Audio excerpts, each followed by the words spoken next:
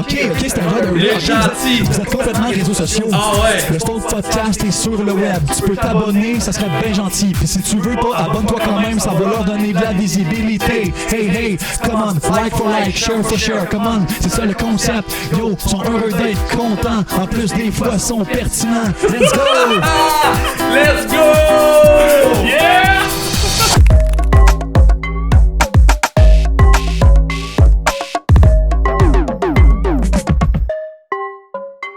Tout le monde wreck. Tout le monde wreck. Tout le monde wreck. Oh yeah, tout le monde wreck. Hey, ben, je suis vraiment content d'être là, les gars, au podcast des personnages. Ouais, c'est ça. Fait que je me présente, je m'appelle Thierry Papouane. Dans le fond, moi, je suis un gérant de party expert, là. En fait, je dis gérant de party expert, mais je suis un ancien gérant de party expert, tu comprends? Parce que c'est un job, j'ai commencé à prendre des Swift d'hélium, tu sais. Plus j'en prenais, puis j'ai comme développé une addiction, tu comprends? Mais moi, j'aimais ça, je faisais ça en cachette au début. Après un certain temps, par contre, Ma voix redevenait normale, tu sais. Là, à un moment donné, je retournais dans le backstore, une petite Swift d'hélium, là, je repartais dans l'hélium. À un moment donné, le bureau chef a appelé, ils ont vu 12 000 piastres de perte d'hélium, fait que je me suis fait crisser dehors du party expert du Carrefour Laval. Puis là, tu fais quoi? Je me cherche des bouteilles d'hélium, là. Il est addict. C'est où l'hélium? où l'hélium, esti? Ben, c'est rendu cher en maudit, l'hélium. C'est rendu cher. Ben oui, il faut faire attention. Hein. Fait que là, j'imagine que tu t'es resté en musicien de rue ou... Exact. Ça peut donner des affaires un peu spéciales. Tu sais, moi, là, ça me prend pas grand-chose, tu sais. Mettons, là. Bon, quand mettons que j'arrête de parler sur l'hélium, là, donne-moi 2 secondes. Là.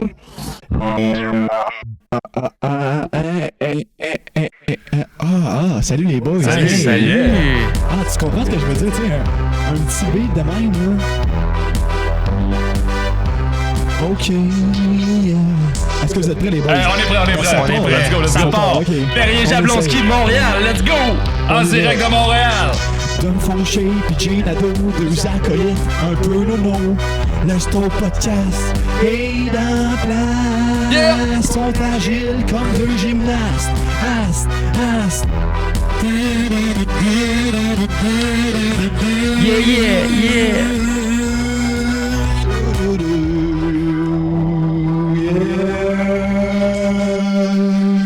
Let's go! En direct de Montréal, en studio. Lucas Lemay, bienvenue sur le Stoned Podcast. Nicolas Lemay, mais moi, je dois dire, je te connaissais juste sous le nom de Luc Gentil. Ouais. Ouais, cliquez sur le lien, ça va être en bas de l'écran. Sur le lien Instagram. Oh, Fait ouais. que- Mais il y a une raison pourquoi il s'appelle Luc Gentil, puis on pourrait sauter dans le vif du sujet. Sautons dans le vif. Moi, j'ai rencontré Lucas à la deuxième édition, à la deuxième édition du Orchestre Camp.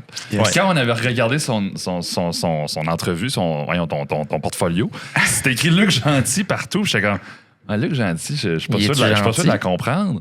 Et ben rapidement, quand on te parle, on comprend que c'est le mot qui va après ton prénom. Ouais, c'était comme ça a comme été. Tu sais, il y a beaucoup de gens que c'est ça, je pense. C'est comme leur branding. Là, Ouais. C'est comme son petit nom Nono, mais c'est un mot, je pense, qui peut être surutilisé. Tu sais, quand tu dis de quelqu'un, tu sais, mettons, tu vas en date ou whatever, puis là, il est bien gentil. Ouais. Ça va sonner un peu, il est sympathique, mais Ouais. pour moi, on dirait que j'endosse et j'assume à 100% le. Non, je pense que je suis un bon gars. C'est plat. Ça commence de même. C'est plat. Un gars Cette jeune. émission est commanditée par Tinder. C'est vraiment un jeune gars blanc qui dit je pense que je suis un pense bon que je suis gars. gentil. Ouais, c'est ça. Non, j'ai plein de défauts, mais non, je pense que je suis fondamentalement gentil. Je pense que le monde. Ouais, c'est ça, puis c'est devenu mon. C'est ça, c'est mon Ok. nom Instagram. Fait qu'il y a du monde qui. C'est comment, Luc Gentil? Parce que quand Dom, il t'a booké pour le podcast, j'étais comme, Lucas Lemay, who? C'est qui Lucas Who Lemay? that? Je J'étais dis comme Luc Gentil. Luc Gentil. Comme, ouais. Ah, ben oui, je sais. c'est Tout le qui, monde a dit esti? ça. Toi. Ah oui, Luc Gentil! Tout le monde a dit ça, genre notre grosse équipe de prod. pis tout, là, Non, ouais. non, mais c'est toi, sache. Mais là, je dois commencer le podcast en disant que je suis vraiment mal à l'aise parce que je suis le seul qui a pas de cheveux. Ouais, j'avoue que tu Fait fais que- pas trop d'efforts en ce moment. Aujourd'hui, Oh mon Dieu, qu'est-ce pas que de tu fais? casquette. Wow! Non, mais faut s'assumer. On y va direct de même. C'est ça, rare ouais. que j'ai pas de casquette. Fait que là, aujourd'hui, on le fait de même. Là, il y a aussi une autre question que les gens nous ont posée. C'était, pouvez-vous lui demander ce qu'il met dans ses cheveux? Moi, honnêtement, je devine qu'ils sont comme ça naturellement, right? Ou quand ils sont propres. Quand ils sont mais pas propres, comme ça là, je ressemble savais à que je quoi? venais ici ce matin. Ouais. Fait que hier, je me suis lavé les cheveux. OK, Quand ils sont pas. C'est parce que moi, c'est bien le fun, ça de même, mais sont insane. là, c'est que j'ai comme les écouteurs qui forment une passe. Mais quand je les attache, après ça, ils deviennent drettes, drus, c'est pas beau, c'est gossant. Fait que ça fait que je les garde tout le temps attachés finalement dans OK. mon day-to-day. Mais mon personnage, quand je fais des apparitions, whatever, j'aime avoir ma crinière, ça fait partie de qui je suis, de ma couleur et tout. Ouais. Mais c'est pas tout le temps bouclé comme ça. Mais dès que j'ai mouille, c'est comme ça. Sauf que c'est un cheveu. Là, on peut parler de cheveux pendant 1 heure si vous voulez. Mais ça fait partie un peu partie de ton branding. Du personnage. J'ai le cheveu très sec. Dans le sens où moi, si je plonge dans un lac et je ressors, c'est pas vraiment mouillé. Ça prend une douche. Se laver les cheveux, c'est un projet. Il faut le planifier dans l'horaire. Je peux pas. T'as-tu toujours eu les cheveux longs de même? Non. C'est ton branding depuis longtemps? Ou? Je me suis beaucoup amusé avec mes cheveux, par exemple. Ça m'arrivait, j'animais secondaire en spectacle. C'est sûr que tu faisais ça avec la personnalité que t'as, c'est sûr. On dirait que c'était un cliché, ça aussi, de comme... en tout cas. Mais... T'étais-tu animateur de 15 jours aussi? Ben oui. Ben oui. Un classique. C'était tout ça. Mais je me rappelle, secondaire 4... j'avais un afro, puis j'allais me raser entre les numéros. J'animais avec une gang, puis je revenais, puis j'avais la moitié de la tête rasée. Le monde dans le public comprenait pas que c'était vrai, puis je revenais avec un mohawk l'animation d'après pour finir rasé. À l'Uni, je me suis fait une genre de coupe longueuil dégueu, rasé sur le top avec des tresses en arrière. Puis à la fin, quand j'étais tanné, mes amis me coupaient les tresses d'un party, puis mettaient ça dans un red cup. Fait qu'on s'est amusé avec mes cheveux, mais des fois je me tanne. Pour vrai, c'est de l'entretien. Il faut comme apprendre à les entretenir. Je pense que tu peux en j'ai eu les cheveux longs à un certain moment. J'ai échoué un peu l'entretien, mais écoute, ça le fait moins que toi, mais ça le fait, je pense. Ouais. Merci à L'Oréal Paris qui commandite. Non? Qui commandite? Non. Peut-être après aujourd'hui. Pantene. Pro V. On recommence. Merci à Pantene Pro V. Voilà. En fait, Jay, il y avait une bonne question tantôt. Il dit, penses-tu que c'est intentionnel dans ton développement d'affaires d'entretenir ta tête? Parce que c'est une question qui est un peu conne, mais pas vraiment. Mais vraiment, en fait. C'est sûr que oui. Vraiment. Je le remarque par un peu le travail que je fais dans la vie, c'est principalement de l'animation de foule. Ouais. Mais j'anime une émission jeunesse à Télé-Québec qui s'appelle Luca et Léo. Ouais. Et tu sais, quand je suis arrivé au premier meeting, j'avais été engagé, le réalisateur tout de suite a dit là, tu sais, toi, tu touches pas à ça. En voulant dire, tu sais, ça fait partie du personnage. Puis dans le générique, c'était un bonhomme animé qui avait une moustache puis de l'afro. Fait que c'était discuté. On va dire, je pouvais pas me bleacher les cheveux blonds à ce moment-là. Tu sais, j'avais quand même l'image du bonhomme qui avait engagé en audition, tu sais, qui devait suivre. C'est quand même fou quand tu penses. Ouais. C'est sûr et certain. Fait que ça fait quand même partie, je pense, en ce moment de ça. Mais est-ce que je vais le garder toute ma carrière, je sais pas. On dirait que j'ai quand même envie de m'amuser avec mes cheveux, mais je pense que c'est drôle, on s'en va céder, mais j'aime ça. Non, mais c'est bon parce qu'on y pense pas, puis il y a bien du monde qui disent c'est superficiel. C'est pas vrai, check, t'as une belle moustache. Ouais. Mais Adib Al-Khaldi, t'as une belle face. Exact. C'était ça au début. Ouais. C'était comme beaucoup ça. Aujourd'hui, il y a comme sa notoriété. On pense plus à ses cheveux. C'est rendu Adib, le musicien, l'auteur, l'humoriste. Mais... Puis ils le disent souvent, mettons, quand tu crées des personnages, il faut que tu crées des traits vraiment spécifiques qui font en sorte que le monde, assis autour d'une bière, sont comme « Hey, t'as-tu vu le show, le gars avec l'afro? » Ça fait en sorte que c'est discutable autour d'une table juste à cause de ça. Exact. Si t'étais un caucasien blanc-bec, pas d'afro, pas de moustache, c'est un peu plus dur à comme faire. Mettons. Mais avant d'aller dans toute cette vibe de carrière-là, je pense qu'on pourrait reculer à Luca Lemay vient de où? Fait quoi? Who that? Parce que, écoute, j'ai dit tantôt, on s'est croisés au Orchestra Camp. T'as rapidement marqué toute l'équipe chez Orchestra parce que, tu sais, on était plusieurs à travailler là-dessus. Puis on s'est dit, crime, lui, il y a le vibe du gars qui va aller loin. Puis à date, on s'est pas trompé. Puis pour ceux qui te connaissent moins, je pense que ce serait le fun de voir un petit background d'où est-ce que tu arrives, puis où est-ce que tu t'en vas, genre, aujourd'hui. Il arrive du Myland. Exact. Villeray, je m'en vais tantôt travailler. Mais t'es qui, toi? Tu viens d'où? Tu sors d'où, en fait? Il y a bien sûr, tu sors d'où, Luca? Exact, je suis qui? Ouais, vas-y. Qui suis-je? Un petit gars de la Rive-Sud, moi, c'est Team Boucherville. On parlait des camps de jour, mais ça fait partie de mon ADN. Southside. Yes, J4B tatoué sur le cœur pour ceux qui viennent de Boucherville. C'est le code postal, mais les moniteurs, on avait toutes les 3 premières lettres du code postal sur le hoodie. Sur ouais. Fait que moi, c'est vraiment Team Boucherville et c'est con, mais ça aussi, ça l'a fait partie. Mais je dis c'est con, c'est pas con, mais tu sais, à l'université, moi, je suis parti de chez mes parents à l'âge de 26 ans. Okay. Ce qui est tard. C'est tard. J'ai 27. Ça fait un an. Exact, ça fait un an. Mais tu sais, dans le sens où j'ai quand même erré à Montréal à travers des amours, des amis. Fait que j'ai beaucoup dormi sur le divan de mon ami Élie. Merci Élie. Mais reste que j'étais quand même à Boucherville. Fait que ça a comme... Tu sais, à l'université, c'était moi le gars qui avait tout le temps son boîte à lunch, son sac réutilisable parce qu'elle allait découcher à Montréal. Mais je retournais prendre la 80 dans l'LG de Longueuil pour retourner à Boucherville, tu sais. C'est comme vraiment... J'étais un bon... Tu sais, moi, là, des fois, je vais comme dîner au Costco avec mon père, puis c'est bien le fun, puis j'assume ce côté banlieusard que j'ai, qui est comme bien le fun, tu sais. Okay. Mais ma vie est à Montréal depuis plusieurs années. J'étais arrivé au cégep du Vieux-Montréal, là, puis c'était comme, depuis ce temps-là, j'ai fait 2 ans de cégep au Vieux, 3 ans à l'UQAM, un bac en télé, 2 ans à l'École nationale de l'humour. Et ça fait encore. Et j'ai continué d'être à Montréal. Donc, ma vie, mon travail, mes amis, je suis tout le temps à Montréal. Là, je suis rendu. T'es Montréalais. Je suis Montréalais. Ok, t'as le droit de le dire. Quand est-ce qu'on a le droit de le dire? Quand est-ce qu'on a le droit de le dire? Je sais pas, mais je l'ai dit aujourd'hui pour la première fois. Oh shit! Je suis Montréalais. Hey, let's go. J'ai jamais dit cette phrase-là. Je pense qu'il faut l'applaudir. Ouais. Slow clap. Slow clap. Mais OK, mais.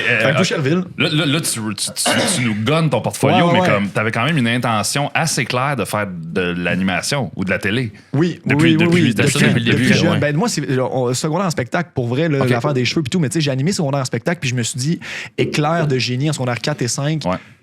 C'est ça que je veux faire dans la vie, avoir un micro. Que ça soit à radio, que ça soit à télé, que ça soit dans un théâtre de jeunesse, je sais pas quoi, mais je voulais parler à du monde. Ouais. Le feeling, j'ai vraiment eu le déclic parce que je me suis dit, je vais juste faire ça. Fait que quand j'ai entendu parler du bac en télé par Alec Pronovo, c'est pas mal un mentor que j'ai eu, un réalisateur quand même qui commence à être pas pire connu, je pense, au Québec, dans la niche de l'humour. Qui est toi? Il a fait. Il est présent. Alec est dans le game. Puis lui, il m'a un peu comme. Je l'ai vu pendant une couple d'années comme un mentor qui m'a comme. Hey, tu sais, il m'a encouragé. Puis moi, c'était ça mon rêve. Okay. C'était de faire le bac en télé à l'UQAM, qui est un bac quand même très convoité. Le monde se dit, c'est un bac en com. Non, mais attends, là, ils reçoivent 250, 300 demandes, ils en prennent 30. C'est ça. Là. Moi, j'ai appliqué dans un seul bac. Je sors du cégep, j'applique juste là-dedans. Si je suis pas pris, t'es comme. Mais du monde qui applique dans 2-3 autres programmes. Il est ultra contingenté aussi. Hein. Exact. C'est genre, faut que tu aies une cote. Exact. C'est ça, c'est un portfolio. En fait, c'est ta cote R plus un vidéo que tu envoies. OK. Puis qu'est-ce qui a fait que tu as été pris là? Ben man, Luc Gentil. La moustache. Non, mais pour vrai, le vidéo que j'ai fait, c'était comme un rap. J'ai remixé, un ami à moi a remixé la chanson thème de Série Noire. Je sais pas si vous avez écouté cette série-là, mais à l'époque, c'était la grosse série. Fait que remix la chanson thème qui est faite par Cristobal Tapia de Verre, pour ceux qui connaissent un peu. C'est le gars qui a fait la musique aussi de White Lotus, qui a gagné des prix pour sa musique. C'était un Montréalais d'origine chilienne. Bref. Fait que remix ça en... Exact. Je l'ai dessus. T'es direct dessus. C'est ça la note. OK, continue. Bref, gros vidéo de rap sur le monde de la télé. Les profs ont trouvé ça cool, ils m'ont pris. Puis après ça, dans le bac, on commence 30. Puis la deuxième année, il y a une autre audition au sein des mêmes. Là, on a fini 25 parce qu'il y en a qui ont lâché, mais pour être en animation, tu sais, moi, c'était comme il y a le côté production, puis il y a le côté animation. Je voulais être devant le Kodak, là, c'était sûr. Fait une autre petite processus, j'ai fini dans les 7 étudiants. En fait, il y avait 6 filles, j'étais le seul gars en animation dans ma cohorte. OK. Fait moi, on dirait que je dis cette phrase-là que je dis souvent, j'ai vécu les 3 plus belles années de ma vie à l'UQAM parce que j'étais un peu partout dans l'association étudiante, dans les jeux de la com, qui a une réputation très partée, mais je veux dire, à l'UQAM, on prend ça tellement sérieux. Mais vous êtes fort. l'UQAM, vous êtes l'université à battre aux jeux de la com quand même.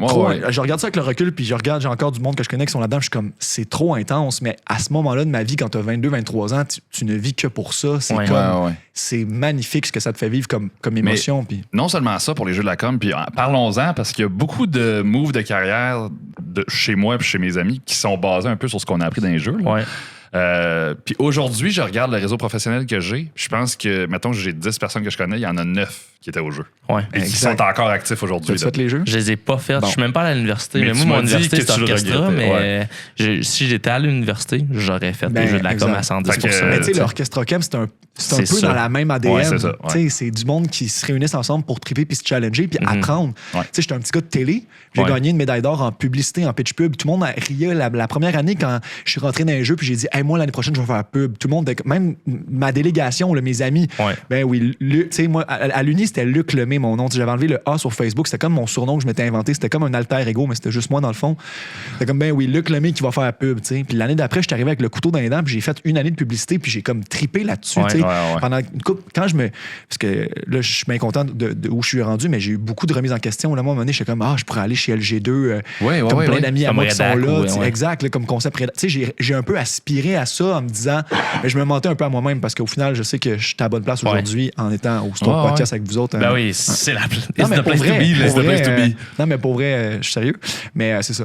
Mais, tu sais, parlant des jeux de la com, moi, je les ai pas faits. Puis vu de l'extérieur, c'est comme, je pense que tu peux, de loin, déjà là, voir les personnages forts des jeux de la com. Tu sais, puis genre, qui sont maintenant dans l'industrie, qui ont réussi. Puis tu sais, tantôt, tu parlais, c'était vraiment intense. Je les ai pas faites, là. Je sais qu'il y a du party mélangé au travers de tout ça, puis tout, mais genre, je pense que ça simule bien des blitz d'entreprise ou genre de deadline que tu dois atteindre. Mais il n'y a pas rien que ça, c'est qu'on se fait comparer. On se fait comparer, mettons, aux Med Games ou aux Law Games ou whatever, où eux autres s'en vont pas dans des compétitions de médecine, de loi, de droit. Là. Ils s'en vont dans des compétitions de beer pong. Puis de volleyball. Au jeu de la com, les disciplines, c'est genre journalisme, publicité, vidéo, relations publiques. Sacha Lausier l'a dit dans le podcast, qui est venu sur le Stoke Podcast, il dit c'est parce que le programme de com est comme vu pas sérieux. Fait que les jeux sont vraiment sérieux. Puis il dit il y a comme une corrélation entre le programme et les jeux du programme. Si le programme est vraiment sérieux, les jeux sont genre justement, on lâche notre lousse puis on joue au beer pong. Mais si le programme il est comme... Mais tu le voyais tout de suite au jeu, puis comme on n'était pas au jeu dans les mêmes années, mais comme j'aurais vu Lucas ou Luc rentrer, j'aurais dit, OK, il fait 1 an de pub, mais il pitch en sacrament. Parce que comme t'es capable de le comparer tout de suite aux 10 autres qui vont pitcher cette année-là, t'es capable de dire, en 2010... En quelle année t'es fait? 2016-2019. OK, en 2017, quand il a pitché, il a gagné. Il était contre les meilleurs, techniquement, de tous les autres départements de pub de cette année-là. C'est sûr que dans le marché du travail, aujourd'hui, si je me prends contre lui en pitch, en 2024, là, je suis mieux d'être prêt. T'sais. Est-ce que, pour savoir, quand tu as gagné de quoi au jeu de la com, ça vaut quelque chose auprès d'un employeur, mettons? Ben, oui et non. Il y a plein de monde qui se trouve la job après les jeux quand ils ont. Juste parce que, tu sais, si l'agence qui était là, ils t'ont trouvé cool, puis l'année d'après, tu te cherches un stage, tu leur écris. Il y a tellement de monde qui se trouve des opportunités de futurs jobs ou de futurs contacts.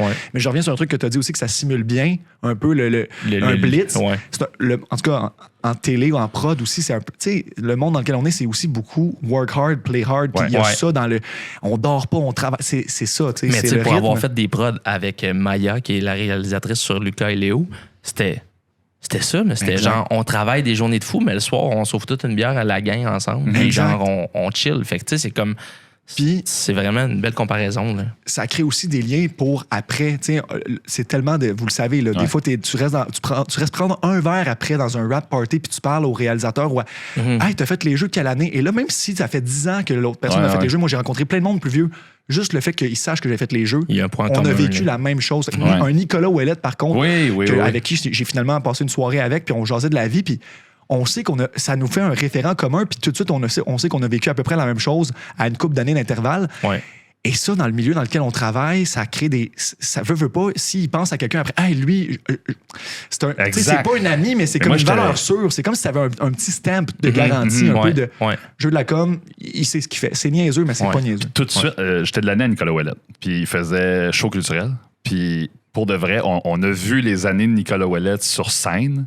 Puis déjà, là, en 2007, 8, 9, j'étais comme, oh, shit, qu'il est bon. C'est du calibre. Genre, j'étais comme, il est ici, puis nous autres, on essaie de suivre. Fait que, tu sais, aujourd'hui, tu le regardes, t'es comme, no wonder. Tu sais, tout le monde l'a vu aller avant qu'il aille pour vrai, tu sais. Fait que oui, c'est comme un stamp, mais c'est aussi un genre de, tu sais, on parle de trailblazing, dans ce podcast-là. C'est aussi un genre de, salut, moi, je veux faire ça dans la vie, qui embarque? Puis là, t'as comme toute la gang, let's go! Puis l'autre affaire que tu dis, par rapport aux avantages, là, je trouve ça drôle parce qu'on est tous du monde de com qui parle de com, mais il y a de plus en plus de propriétaires d'entreprises qui les ont faites. Tu parles à Fred Dumont, Sacha Lausier, qui sont rendus propriétaires chez Orchestra. Si t'arrives sur ton CV, puis tu dis, ben, je comprends le vibe, j'ai fait les jeux pendant 4 ans, rapidement, ton CV est sur le top de la pile. Ils veulent te parler du monde, vous connaissez des amis en commun. Puis c'est sûr, tu sais, on s'en est parlé un peu aussi, qu'on a comme un peu ce privilège-là, des fois, de choisir avec qui on travaille. Puis ça, c'est un luxe. Puis tu veux travailler avec du monde le fun. Fait que si t'es le fun, si t'es quelqu'un de gentil. Non, mais au final, c'est juste le mot.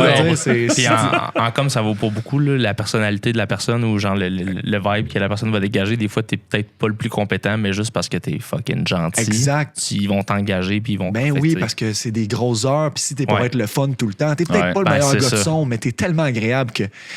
Concentre-toi sur ton son, man. Mais après ça, quand la job est finie, on a du fun. T'sais. Si on voulait, on pourrait ouvrir une boîte de Pandore sur les gars de son, mais on n'embarquera pas là-dedans. Non. Les gars de son, moi, je les aime beaucoup. Hein. Ben oui, je les adore aussi. Puis le meilleur gars de son que j'ai jamais rencontré s'appelle Thomas Sédio. Oui, on le salue. Wow. Thomas Sédio. On le salue, Thomas Sédio. Tu connais-tu Thomas? Le père. Thomas, le papa. Oui, il y a le papa. Félicitations, Thomas. Mais Thomas, et Lucas ont à peu près le même genre d'aura. Là. Ouais. Ils arrivent sur un set. Ça fait longtemps que je l'ai pas vu. Tout le monde est stressé. Puis là, ça va encore une fois dans la vibe de comme là. Tout le monde est stressé, tout le monde a une job à faire, etc. Thomas s'assure que tout le monde est correct. Tout le temps. C'est comme, OK, il te manque une clip, je vais aller te la chercher. OK, t'as besoin d'apprendre ton texte, on va prendre notre temps. OK. Mais ça, c'est pas le genre d'affaire que t'apprends à l'université, puis c'est pas le genre d'affaire que t'apprends si t'écoutes pas sur un plateau de tournage. Tu sais. Ouais. Fait que, en tout cas, bravo à toi de dégager ça déjà en partant à 28 ans. Puis bravo à Thomas d'avoir... 27,5, excuse. Fait qu'on a parlé des jeux de la com. Qu'est-ce qui vient après les jeux de la com? Dans ta carrière. Dans la carrière de Luc après, Gentil. il vient le petit vertige de « Oh, tous mes collègues, tous mes amis sont pressés de commencer à travailler. » là, Ouais. Ça fait, le bac, le monde, on aime ça chialer ses profs, le programme, il est pas à jour. Mais moi, je suis un...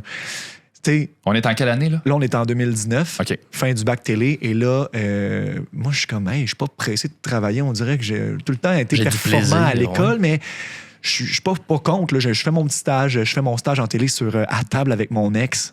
L'émission de télé qu'il fallait. OK. Moi, je faisais du casting là-dessus. Fait que t'écris à du monde. Ça a-tu marché, ça? J'ai un ami qui a travaillé là-dessus aussi, ouais. Ben, ça a marché, je pense, 1 ou 2 saisons. Ouais. Parce que j'en ai écouté 1 ou 2 épisodes. J'ai dit, oh, c'est audacieux. Ouais, faut le faire. C'est un concept audacieux. Ouais, Ouais. OK. Mais c'est aussi que c'était un peu niveau. J'ai adoré mon stage, puis ça m'a fait rencontrer du monde après ça qui m'ont redonné d'autres jobs, mais c'est juste que tu d'écrire sur du monde sur Messenger. Hey, tu veux-tu aller à la télé avec ton ex? Il y a plein de monde pour qui ça dit pas grand-chose. C'est bien correct. Fait que c'était un peu quand même challengeant. Puis après ça, ben moi, dans le fond, je me suis juste dit, essaye donc les auditions pour l'École nationale de l'humour. Mais j'avais... Pourquoi? Parce que j'étais le clown dans la classe. J'ai toujours été, depuis le primaire, j'étais comme le gars drôle dans ma gang. OK.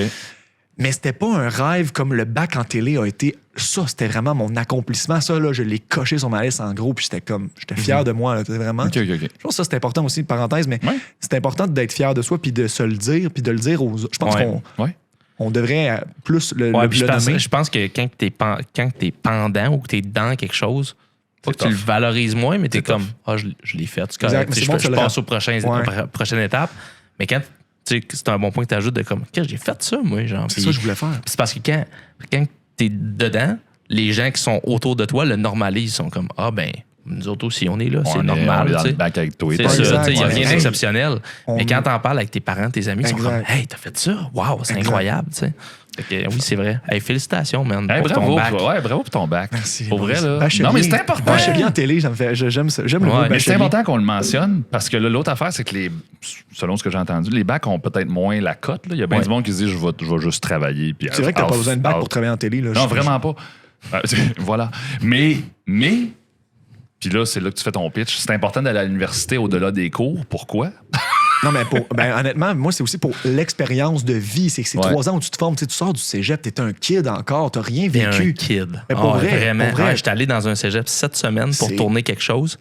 Puis dans ma tête, j'étais comme quand j'étais allé au cégep, j'étais vieux. J'étais vieux. Là, je suis rentré là, puis j'étais genre, damn, ils sont jeunes. Puis genre, j'ai vraiment eu un choc, là, tu sais. C'est une période de ta vie où, moi, là, j'écoutais Dead Obese qui faisait le show d'ouverture au cégep du Vieux. J'étais là. Moi, je savais comment la vie fonctionnait à ce moment-là, tu sais. J'étais parfait à ce moment-là. Tout ça, c'était valide pour moi. Le Lucas de... Je sais pas, j'avais quel âge, mais tu sais... j'avais quel âge au cégep? 18, non? Ah oui, 18, c'est ça, après secondaire. Fait que c'est 19. Ouais, 19, là. Tu vis ta best life à 20 ans, là. Malade l'impro puis tout. Mais bref. Fait qu'on disait... Fait que là, je veux faire l'École nationale de l'humour. Ouais. Puis je te demandais pourquoi t'as pris du temps à l'université. Oui, c'est ça. En fait, j'aurais jamais été pris à l'École de l'humour, mettons, sans mon bagage de l'université, tu sais, à faire des qualifications pour faire les jeux de la com, tu sais, à apprendre à me connaître juste comme individu, tu sais. Fait que là, la petite voix me dit, va faire les auditions. Parce que, tu sais, c'est encore une fois, l'École de l'humour, c'est encore plus contingenté, là. Ils prennent 15 étudiants, ils reçoivent beaucoup de demandes dans le programme vraiment de création humoristique. Tu sais, il y a le programme d'auteur d'1 an, puis il y a le programme création humoristique qui est plus stand-up de 2 ans. Ouais. Je vais te dire, va faire les auditions, puis tu verras. T'sais. Qu'est-ce qu'ils te demandent en audition à l'École nationale de l'humour? Un numéro de 5 minutes. Que tu dois écrire? Ouais, un stand-up de genre 5 minutes. Puis après ça, il y a comme une journée de. Tu fais ça, puis une petite entrevue après. Puis si t'es rappelé après ça, t'es rappelé, puis il y a une journée d'atelier, tu sais, impro, lecture théâtrale. Et tu refais ton même numéro de 5 minutes que tu as fait seul dans une pièce sombre devant 3 profs qui rient plus ou moins, qui prennent des notes. Mais là, tu le fais devant les 9 autres personnes contre qui tu te bats pour rentrer, tu sais. Puis tu te rappelles-tu de qu'est-ce que tu disais? Ben, j'avais fait. Hey man, j'avais fait une. Moi, En fait, c'est ça. Là. Moi, j'avais jamais fait de stand-up de ma vie. J'étais juste un gars comique, mais moi, ça vient de même. J'étais le gars qui... Mais il y a quand même une science du stand-up. C'est pas facile. Dom a fait un stand-up. C'était un défi, minutes, 15? C'est donné, devant 250 personnes. C'était drôle. Je pense que ça a très bien fonctionné. Bon, mais t'es un gars aussi, c'est ça. Mais ça part beaucoup de la confiance, je pense. Mais enough about me, moi, je veux savoir qu'est-ce que t'as fait pour ton premier 5 minutes? J'ai recyclé une chronique que j'avais faite pour une émission de télé pour le bac, tu sais. Fait que j'ai juste modifié un peu quelque chose sur un genre de monologue d'ouverture un peu drôle. Il doit être dans mon ordi quelque part. Je me rappelle pas vraiment. C'était pas si drôle que ça. Je pense qu'ils ont vu le potentiel, mais moi, quand je suis rentré tu sais, quand je me mets quelque chose dans la tête, là, je veux réussir. Fait que j'ai pas pensé non plus pendant... Tu sais, ça n'a pas été 4 ans. Est-ce que je m'essaie pas? Je me suis dit, bien, essaie-le. Tu peux pas commencer à travailler, puis au mois de novembre, après ça, à te dire, j'aurais donc dû essayer les auditions. Essaye-le, et puis sinon, la vie continue. Hey, on interrompt ce podcast pour vous parler du commanditaire principal. Mateina Yerba Mate, I'm gonna read the label. Plant-based energy, nothing artificial, made in love with Canada. Oh yes. Canada. In Canada. La meilleure façon de te procurer et de boire le Yerba Mate, c'est en feuille et tu le bois en gourde. Ça se vend directement sur le site de Mateina. Nice. Mais la canette est la façon la plus simple de boire les Yerba Mate. Ça goûte pas loin de la version originale pour avoir goûté les deux. Là. Oui. Donc, c'est très intéressant. Et tu m'avais dit que j'allais pas avoir le shake. Ouais. Je n'ai pas le shake. On vous recommande pas d'en boire 160, mais pour avoir un petit feeling bien focus, je trouve ça parfait. C'est excellent. Puis dans des journées de tournage longues comme aujourd'hui, c'est perf. C'est perf. On vous rappelle que vous pouvez utiliser le code STOKE15, STOKE15, pour 15% de rabais sur votre prochaine commande. Et voilà. De retour au podcast. Et là, j'arrive là, mais là, il y a du monde lui, il y a un gars, un de mes amis, un futur ami que j'ai pas encore, mais on est à l'audition, puis il me disait, moi, ça fait 4 ans que je me prépare. Que j'essaye. Il y a eu 3 refus. Là, je suis là à côté de lui. Moi, j'ai jamais fait de stand-up. Lui, il est dans un bar, puis tout. Là, tu commençais à avoir des petits caca nerveux. Ben oui. Là, puis, mais quand j'ai été dans mon audition seul avec les profs, j'ai fait mon numéro. Après ça, j'allais m'asseoir devant eux autres, puis là, je me suis vendu, tu sais, je veux dire, je pense que j'ai été meilleur pour me vendre puis leur expliquer. J'ai dit, écoutez, moi, je leur ai expliqué, j'ai fait un bac en télé, puis je vois l'école de l'humour comme une maîtrise. Tu sais, une maîtrise, c'est quoi? C'est 2 ans. Fait que on dit dans ma famille, tu sais, mon père a toujours dit, ben oui, tu as fait ta maîtrise en clown en voulant dire. C'était un 2 ans intensif en humour. Ouais. Fait que j'ai été pris, bref, on va aboutir, mais j'ai été pris. Puis ça a été, par contre, 2 ans qui ont été vraiment, vraiment challengeants. La première, c'était vraiment. Ben, il y a eu la pandémie aussi, on en parlera, mais. OK, mais l'entrée était en 2020. 2019-2020, tu sais, j'ai fini mon bac en... Fait que là, je rentre et là, t'es avec comme 14 autres personnes qui sont plus drôles que toi. Tu sais, c'est comme ils ont mis les 15 plus drôles dans la même classe. Là, j'ai vraiment pris un 2 minutes dans quoi je me suis embarqué. Il faut écrire un numéro. À chaque vendredi, il faut présenter un numéro de 5 minutes devant sa classe. Et là, après 2 semaines, après 2 vendredis, là, on appelle ça des vendredis, fait que t'écris la fin de semaine. Le lundi, tu as une petite rencontre avec ton prof. Tu checkes un peu comme où tu t'en vas. Tu essaies de l'apprendre par cœur, tu le présentes vendredi. Mais après 2 fois à écrire des 5 minutes, je me suis dit... T'es vidé, là. J'ai quoi à dire? Tu sais, t'es encore... Okay. Pas que j'étais encore un kid, mais je veux dire, j'ai voyagé, j'ai vécu des affaires, mais je suis comme... Je suis trop jeune. Ben, fait que là, c'était comme... Mais j'ai exploré, j'ai essayé des affaires. Je me suis fait mon fun, mais je me suis fait des amis, surtout. Ce que je retiens le plus de l'école, c'est les rencontres que j'ai faites et la tournée des finissants qu'on avait donc peur de ne pas avoir à cause de la pandémie, mais qu'on a fini par avoir, qui a été une expérience hors du commun de faire une tournée partout au Québec, une 25-30 dates. C'était comme... T'étais venu au festival à Gatineau. Oui, exactement. C'est ça, oui. Je pense que la première fois que je t'ai vu sur scène, j'ai fait OK, il y a quelque chose là-dedans. He's nailing the shit. Avec comme Arnaud Soli, je pense qu'il faisait avant. C'est ça. Ça a été une expérience incroyable. Mais reste que ça a été vraiment très challengeant. J'ai jamais travaillé. Tu sais, bac en télé, je veux dire, j'ai travaillé, mais j'étais bien plus impliqué justement dans les jeux de la com. Ouais. Mais là, j'ai jamais travaillé autant que à l'école de l'humour. Là, comment tu t'es senti? Excuse, tu y es là-dessus. Pose une question. Comment tu t'es senti quand tu t'es dit, OK, le challenge est à telle hauteur, je suis peut-être pas tout à fait à la hauteur de ce challenge-là. Comment tu as fait? Parce que là, tu parles d'exploration, qui est quelque chose qu'il faut qu'on fasse en créativité au quotidien. Il faut qu'on le développe, ce muscle-là. Fait comment tu as fait pour avancer dans ta formation à l'école? Mais c'était d'apprendre à arrêter de se comparer, dans le fond. Okay. Parce qu'au final, il y a eu beaucoup ça dans ma première année, puis j'ai eu bien plus de fun dans ma 2e année. Quand Quand t'étais plus toi-même. Ben aussi, puis dans le sens où j'étais comme, hey, rappelle-toi, Lucas, t'es rentré là en disant, tu veux faire une maîtrise en humour. Le monde, pendant qu'on était à l'école, il continuait à aller dans les bars, faire du stand-up. J'étais comme, moi, c'est pas tant ça, là. Je veux dire, puis quand j'ai fini l'école, je suis pas allé dans les bars, j'y allais pas avant, j'y allais pas après faire du stand-up. C'est pas ça que je voulais faire dans la vie, c'était de la télé. Fait que là, quand j'ai changé un peu mon mindset, j'ai fait, OK, là, c'est correct. Mon numéro de finissant, c'était avec cette machine-là que, c'était avec mon looper, puis j'ai comme, OK, c'est ça mon fun, je vais faire mon fun à moi. Là, j'ai payé 15 000$ pour être là, je peux avoir du fun à un moment donné. Hey, peux-tu avoir du fun? Non, mais est-ce que tu étais le seul ou un des seuls avec cette vision-là de rentrer à l'école de l'humour, de le voir comme plus une maîtrise? Je pense que le monde allait là pour faire du stand-up. On a des cours. On avait un cours à l'école qui s'appelait Créativité, donné par Nadine Mathurin, une prof de créativité. Elle travaillait à Radio-Can. Là, c'est dommage, elle vient de perdre son emploi à cause des coupures, mais fait qu'on avait un cours pour apprendre à être créatif, des méthodes de, mettons juste, brainstormer, le fameux mot qu'on dit. Hey, le monde, ils font ça. Tout le monde dit ça. Tu sais, là, c'était vraiment comme les règles du brainstorm, comment faire un brainstorm qui fonctionne, il y avait plein d'autres jeux et de façons de juste des matrices d'idées ou des whatever, comment faire sortir des nouvelles idées avec autre chose que le brainstorm. Puis, fait que ce cours-là, mettons, fait qu'il y a eu plein de trucs. Tu sais, on a eu un cours de français. Fait que le monde en français, là, je veux dire, c'était tout le temps l'opportunité d'être drôle, mais moi, il y a des fois, le travail, t'étais pas obligé d'être drôle. Fait que moi, à un moment donné, j'ai parlé genre du cancer de ma grand-mère, puis c'était comme, ça m'a fait du bien. J'ai pleuré en le faisant, le travail, puis c'était le fun, mais ça, le monde dans la classe, ils sont comme, c'était pas drôle, mais le prof, j'ai eu une super note. Tout le monde écoutait pareil. Ouais, oui, c'est ça. Je me suis comme ouvert. C'est une école d'art. Là. Ça reste, il y a des cours, il y a des moments que tu vis, c'est comme, wow, t'apprends quelque chose sur un élève que, man, ses parents, ils étaient pas présents pour lui, puis c'était rough, puis t'es comme, OK, on savait pas ça. On apprend à vivre ensemble dans cette. J'imagine qu'ils montrent comment faire genre des points de tension dans un monologue, ou est-ce que tu peux faire rire juste après? Oui, exact. Okay. Évidemment, tout est quand même axé sur quand même, veux pas faire rire. Puis on est tous là pour. Fait que j'ai eu vraiment du fun, puis au final, je suis quand même content de l'avoir fait. Puis tantôt, on parlait du stamp, là, mettons, des jeux de la com, mais j'ai vu la différence. Là, parce que pour moi, après ça, quand j'ai recommencé à travailler sur des plateaux de télé, quand j'étais un assistant de production qui faisait des lifts, qui allait au Costco, qui vidait des poubelles, quand je parlais au réalisateur qui venait chercher un petit ficello, là, puis après ça, on jasait, puis « Ah, t'as fait de l'école de l'humour? » Son regard sur moi, automatique, pas méchamment, pas qu'il me regardait d'en haut avant, mais son regard sur moi, je venais de prendre une crédibilité. Ah, t'as fait un bac en télé puis t'as fait l'école de l'humour. C'est un maudit beau passeport, là. Tu comprends? Mais parce qu'ils disent que t'as fait l'effort de, justement, créativité, français, présentation, structure de... Ils savent un peu, je pense que ça a une valeur. Je veux pas cette formation-là a une valeur.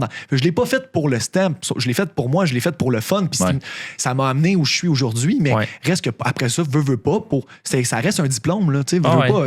Ça a encore un peu une valeur, veux pas. Puis ce travail-là, et je pense qu'il est reconnu par nos pairs, par les gens qui sont un peu plus en haut, qui décident de qui ils veulent engager. Puis veux pas, ça m'a clairement ouvert plein de portes et ça m'a amené plein d'opportunités. C'est parce que ça démontre, je pense, que tu as une méthodologie, mais tu as aussi une rigueur. Ouais. C'est un bon mot, ça. C'est le mot rigueur là-dedans. Hey, c'est bon. C'est bon. Puis c'est genre, tu aurais pu faire un bac ou une maîtrise en un peu n'importe quoi d'autre, mais dans le sens que juste parce que là, tu as fait ça, même si tu veux pas aller faire de l'humour, parce que tu es passé par là, c'est comme, hey, c'est tough finir ça. C'est un travaillant. C'est un travaillant, là, tu sais. André Robitaille, notre prof, André Robitaille, vous connaissez un animateur télé, et il nous citait un de ses anciens vieux profs qui disait tout le temps, RBH, il criait ça, rigueur et bonne humeur.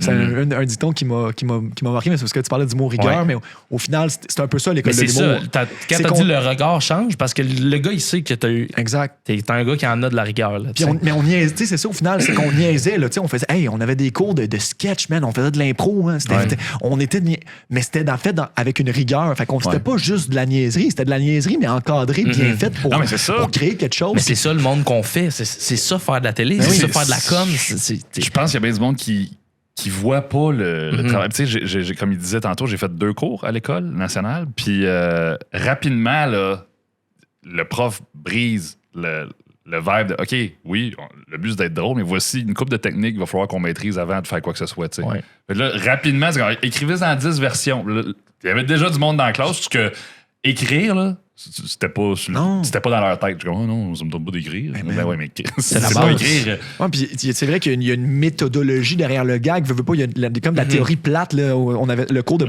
C'était comme procéder des jokes.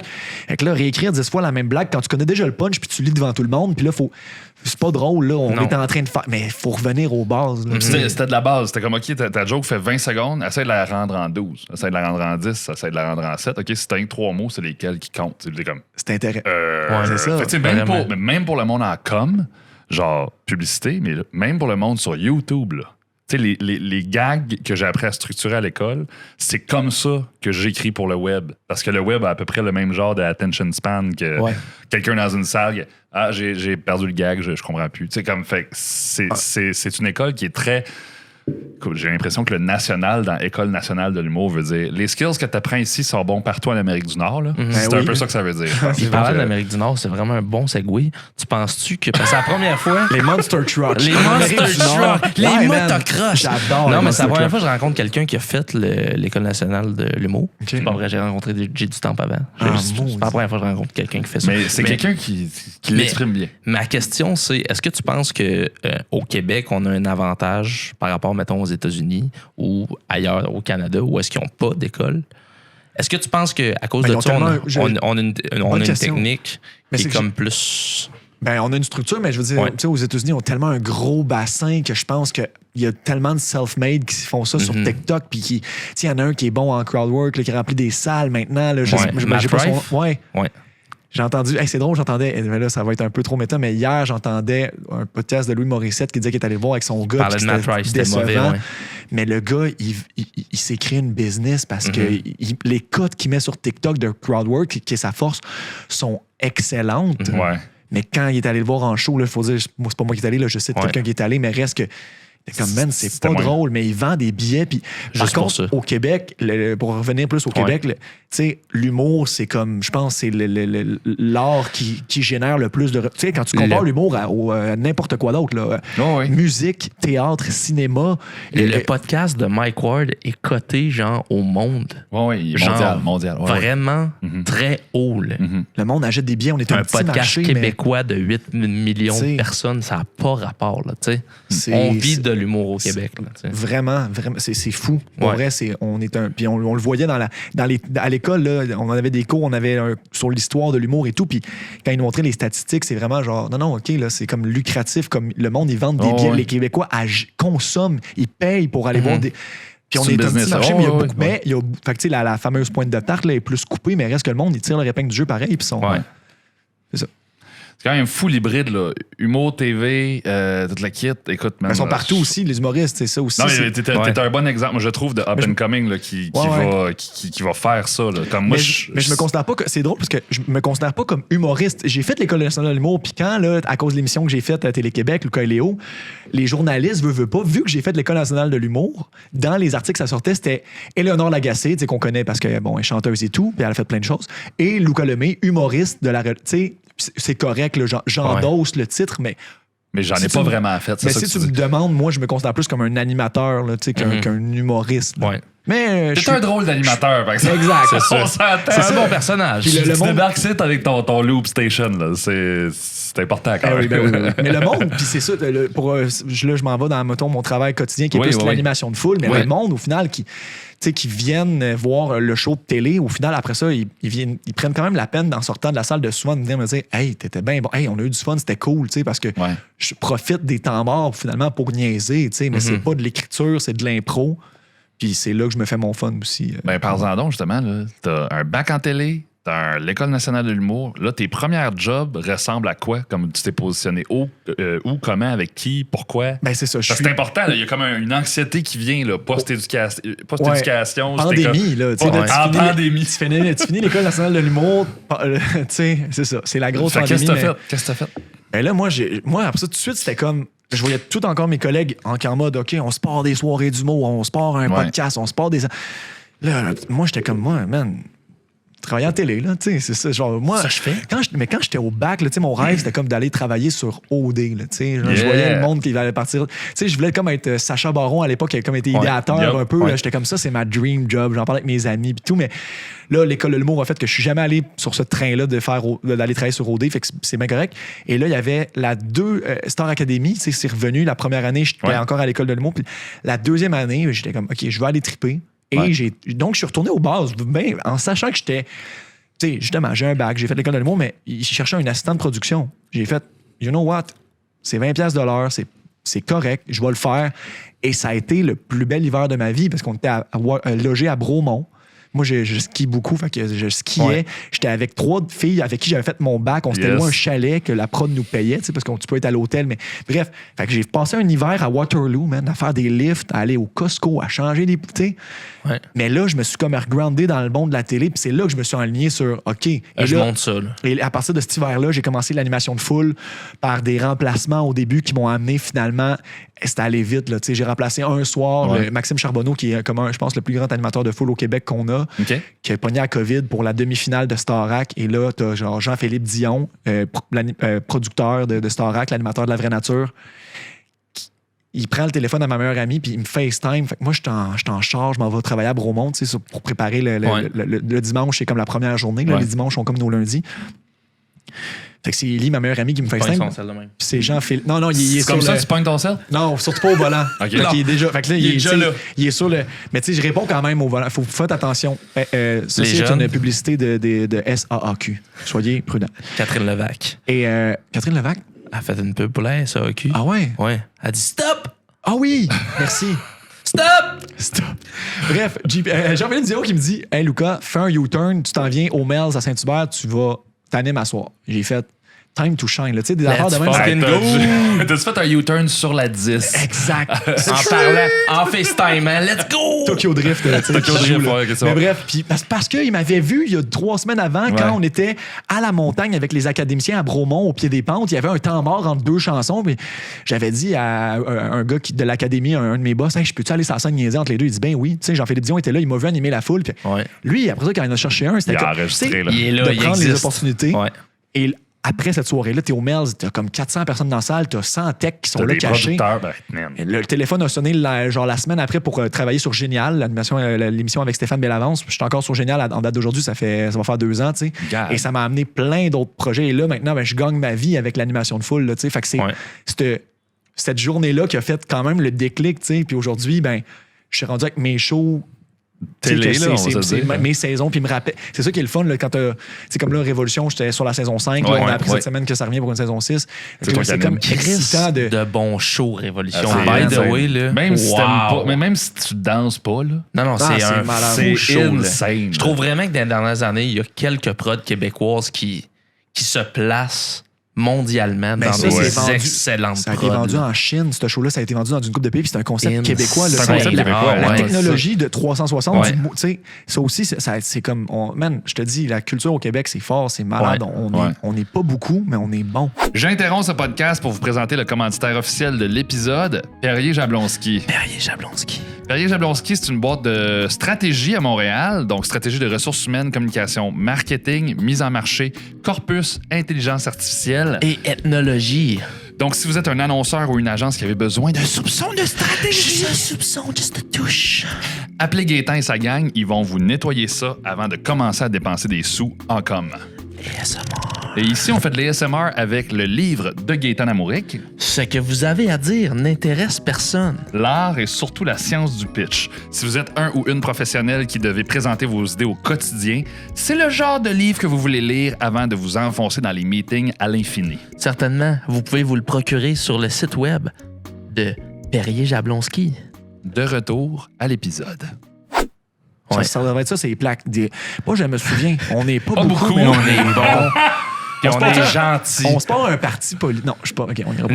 Mais Crime, c'est intéressant, mais ça, c'est un nœud, là. Ça, c'est un nœud de développement de carrière, là. Tu te fais appeler pendant que t'es à 10, tu fais un U-turn, Tokyo Drift.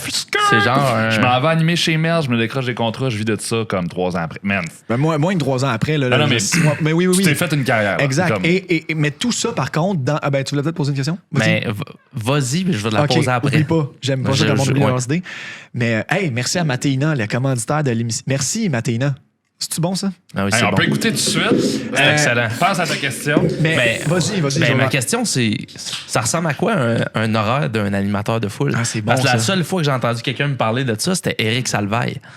Fait qu'on pourrait renouveler le tout avec Luc Gentil. OK. Hey, d'ailleurs, moi aussi, la seule fois que j'ai entendu parler de ça, c'était de la bouche d'Éric Salvaire au jeu de la com en 2009. Mais c'est une très bonne question. C'est quoi, là? Je vais donner un exemple concret de, mettons, cette semaine qu'on vient de vivre, là, que je viens de vivre, ben, on n'a pas vécu la même semaine, mais mon horaire d'animation de foule, c'était comme, ou juste d'animation, mettons, mardi soir, je travaillais à Belle et Bomme. Okay. Puis là, aujourd'hui, samedi, je m'en vais animer, mais pour l'arrondissement d'Anjou, c'est la fête d'hiver de l'arrondissement d'Anjou, puis j'anime ça, petite gig, le fun, payante quand même. Tandis que ça fait une semaine, on s'entend, relativement relax au niveau des heures travaillées. J'ai d'autres choses à faire. Je suis propriétaire d'un bloc avec ma famille. Fait que aujourd'hui, j'étais en train de faire des rénos quand j'ai du temps et tout. Mais reste qu'en termes de travail d'animation, c'était relax. La semaine prochaine ou à partir de lundi, je commence une stretch de 11 soirs de suite à travailler. Mais ça reste 11 soirs, ce qui fait que j'ai beaucoup quand même de temps dans ma semaine libre. Mm-hmm. Mais je vais travailler des genre 5-6 heures le soir à finir tard, puis faut que je me remette dans... C'est pas constant, fait qu'il faut que j'accepte un peu cette flexibilité-là. Mais c'est vraiment des up and down. Puis quand j'ai commencé, il y avait vraiment un stress. Il y avait vraiment un gros stress de faire. Je regarde dans un mois, et boy, j'ai pas d'argent. J'ai rien, tu sais. Puis finalement, le téléphone sonnait, puis je me faisais tranquillement appeler. Fait que là, je le vis beaucoup mieux avec ça, mais ça reste que quand je me compare avec mes amis qui ont du 9 à 5, qui sont quand même très heureux, je suis comme... Je changerais pas de job avec eux autres, mais j'aime quand même ça avoir un horaire. Tu sais, quand j'étais assistant de production à Star Academy, puis je faisais mes heures, j'étais heureux. Je suis pas un gars, j'aime pas ça les horaires. Tu sais, puis j'ai un TDAH, fait que d'avoir une structure, je me rends compte... T'as un TDAH, toi. Ça sonne pas de même. Scoop, c'est on drop ça au Stone Podcast aujourd'hui. Mais puis mettons une soirée comme animateur d'humour, ça ressemble à quoi, genre? Qu'est-ce que tu fasses? Animateur de foule. T'arrives en forme. Moi, j'arrive en forme. Puis après ça, c'est de... Mais en fait, je dis j'arrive en forme. Ça m'arrive d'arriver un peu fatigué, mais ça, je le laisserai jamais paraître. T'arrives avec la switch à on.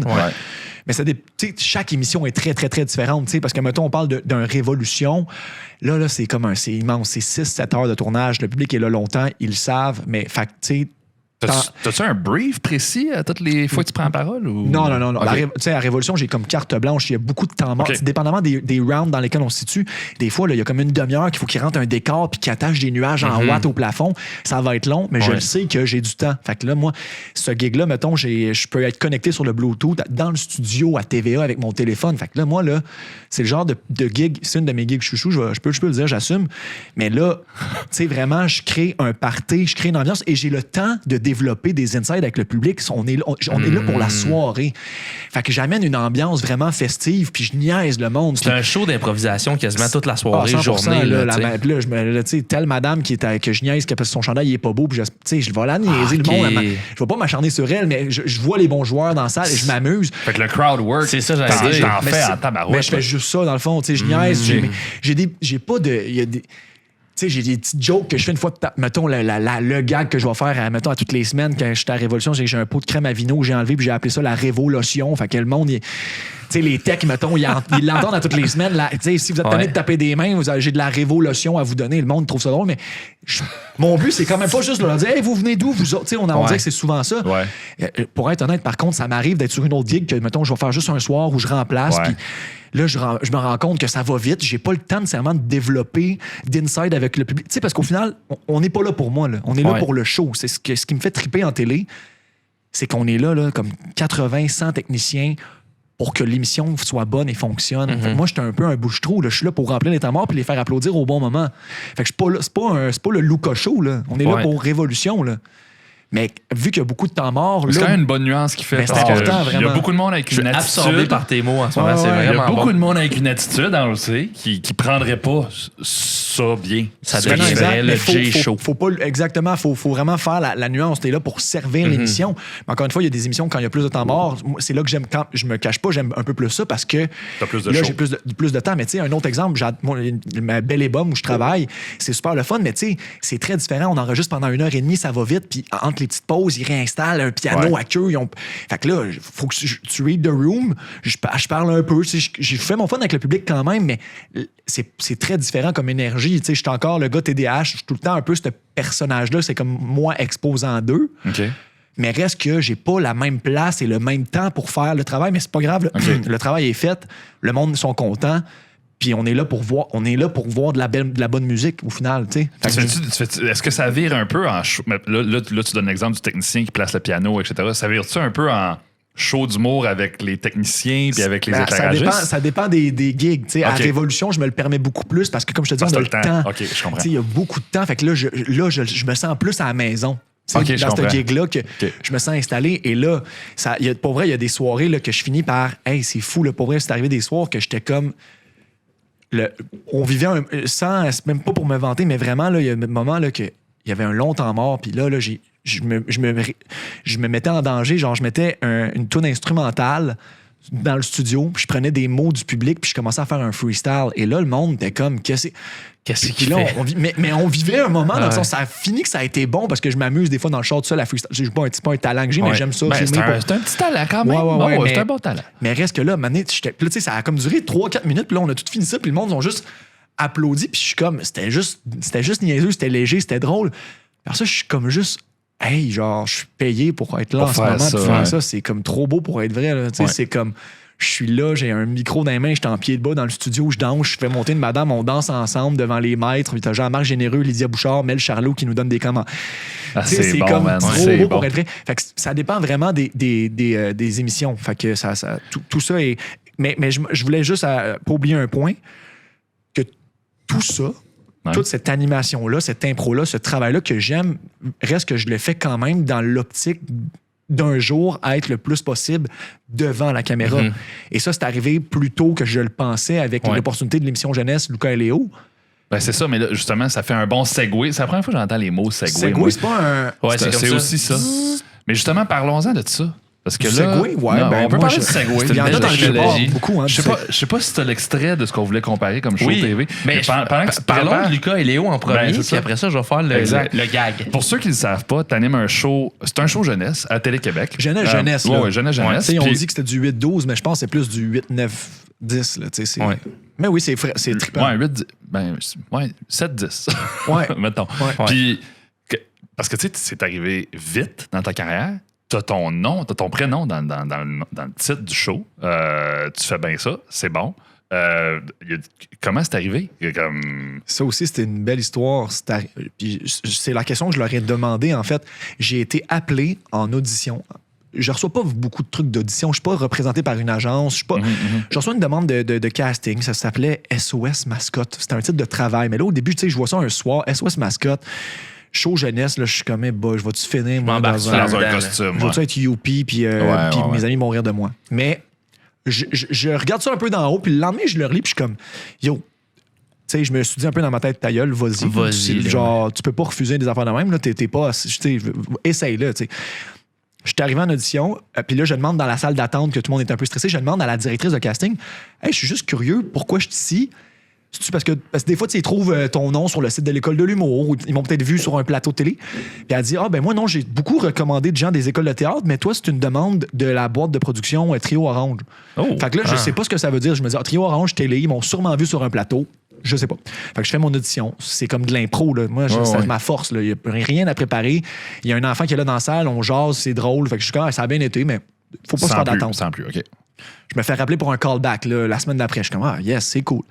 Callback, même chose, c'est tough. T'as quelqu'un, tu veux te vendre, c'est de l'impro encore. C'est de l'impro avec quelqu'un du public? Ben non, c'est un autre gars en audition avec moi.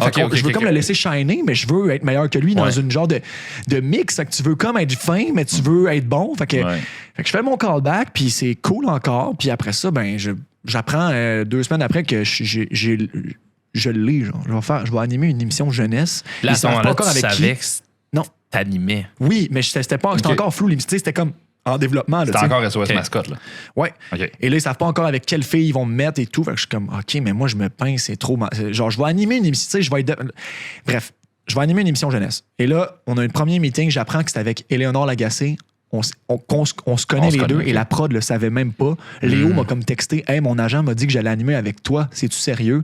Je suis comme, impossible que c'est toi, Léo. C'est bien Une belle chimie, Une amie de l'université et qu'on se connaît d'un projet. Puis là, on est devenus des très, très bons amis maintenant. Salut, Léo. Et quand j'arrive à la première rencontre avec la productrice, là, j'ose demander, hey, il m'avait dit la boîte de casting que c'était vous qui c'était une demande de vous autres de m'amener en audition. Pourquoi? Puis elle m'a dit, ah ben oui, en fait, tu te rappelles peut-être pas, mais il y a 1 an, on t'avait appelé aussi pour une autre édition d'une autre émission qui s'appelle Curium. Que finalement, ça, c'est Félix-Antoine Tremblay qui anime. Okay. C'est une émission genre c'est un magazine scientifique, ils font plein de tests d'expérience et tout. T'étais venu à l'audition, c'était comme une qualif quand même plus sérieuse, il fallait se préparer un dossier, des questions sur la science. Puis j'étais allé là aussi bien préparé, puis j'avais pas eu de nouvelles, mais il m'avait juste dit, quand t'étais sorti de la salle, on t'avait trouvé bien cool, puis on avait comme souligné ton nom. Okay. Ce gars-là, on va le rappeler un jour pour quelque chose. Ça, c'était après l'école de l'humour, right? Ouais, peut-être genre. C'est les mois après. Exact. Là, okay. Genre, perdu après l'école de l'humour, riche après pandémie, exact. Okay. Moi, j'avais oublié que ça avait existé, ça, mais c'était sûrement la dernière audition que j'avais faite aussi entre celle-là de SOS Mascotte, parce que j'en fais pas toutes les semaines. Là. Puis elle a dit, ben c'est ça. Puis là, on t'a appelé, puis là, t'étais le fit pour ça. Puis j'ai fait genre, rien arrive pour rien. Faut aller. Faut saisir les opportunités dans la vie. Tu peux pas te permettre de genre regarder quelque chose d'en haut, puis il faut juste l'essayer, puis tu verras après ça si ça te tente vraiment, puis ce que c'est. Mais, et là, j'ai tourné 26 épisodes, tu sais, à 26-27 ans, d'une émission de télé devant caméra pour des. Tu sais, j'étais comme, qu'est-ce que je vis là? Comment tu t'es senti quand, soudainement, tous les techniciens, les animateurs de foot, ils étaient là pour toi? Ouais, mais il n'y avait pas d'animateur de foot. Il n'y avait pas d'animateur de foot, mais toute l'équipe technique était là pour toi. Non, c'est ça. Là. C'est quoi le feeling? Je passais de l'autre bord. Là, c'est ça, de voir que là, il y a comme un assist-cam qui est là, il y a un assistant de production qui était moi il n'y a pas long. Mais je pense que ça m'a aussi, je veux pas, on est une petite équipe, on appelle ça de la VL, le vidéo légère, ça reste qu'on est 9 là, dans l'équipe, mais je veux dire, moi, tu me connais un peu, mais je veux dire, quand il faut monter 3 étages avec des trépieds, là, on va pas juste laisser l'assist de prod, là, on est une petite gang, on est des amis, je vais prendre le trépied et le sac de sable, on est trooper, là, fait que ça reste le fun, mais reste que c'était de la, je pense que je vais peut-être sonner coach de vie un peu, mais c'était le mot gratitude, là. T'étais content? J'étais dans gratitude à côté de... Hey, je tourne. C'était trop. Pour vrai, puis je le dis, je l'ai comme.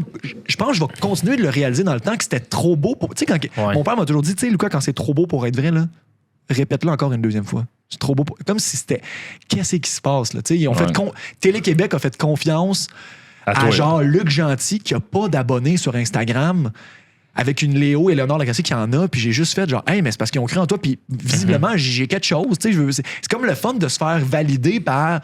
Télé-Québec. Arrête, crème, par genre la télé québécoise, je pourrais dire, entre guillemets. Tu en as parlé tantôt, tu sais, je pense quand on est dans le moment, on s'en rend pas assez compte, puis là, t'as dit gratitude, mais clairement, man. Puis encore une fois, tantôt, tu parlais de réussite de ton bac en télé, mais félicitations pour ce show-là. Puis d'être rendu là très rapidement. Je connais des gens qui aimeraient beaucoup faire de la télé, puis que ça arrivera peut-être jamais.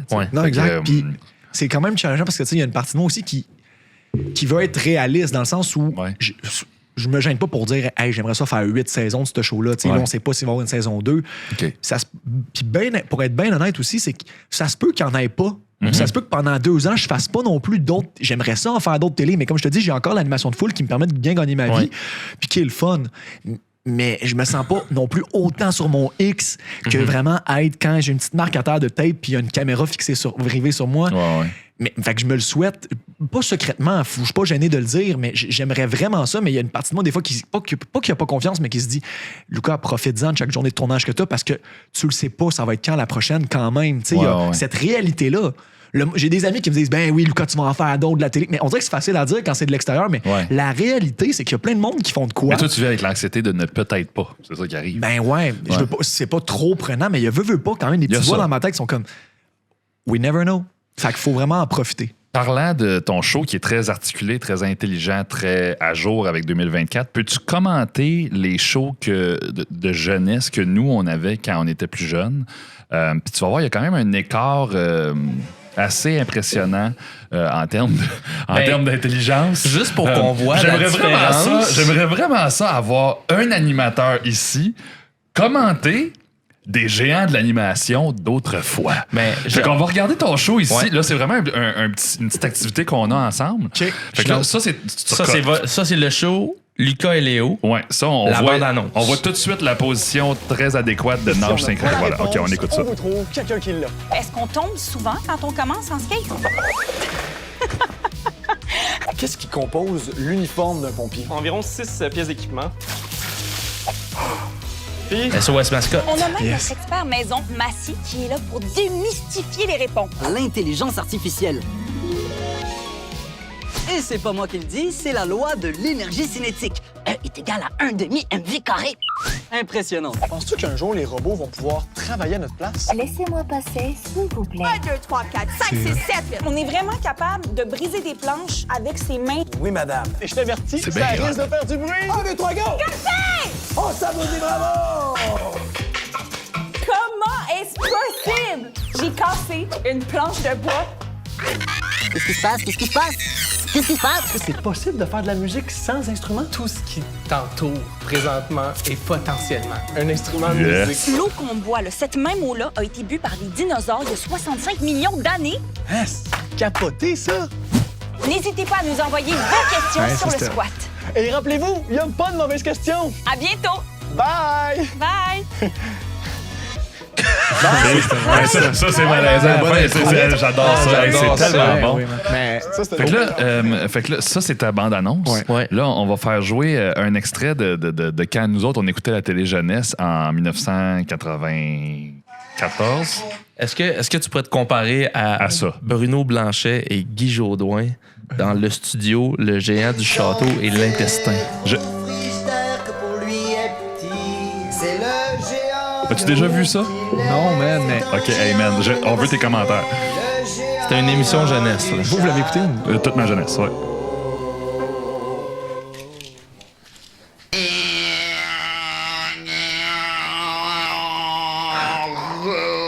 Oh, I can see people and I'm going to kill them.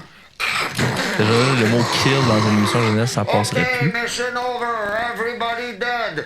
Oh non, un araignée sur le château.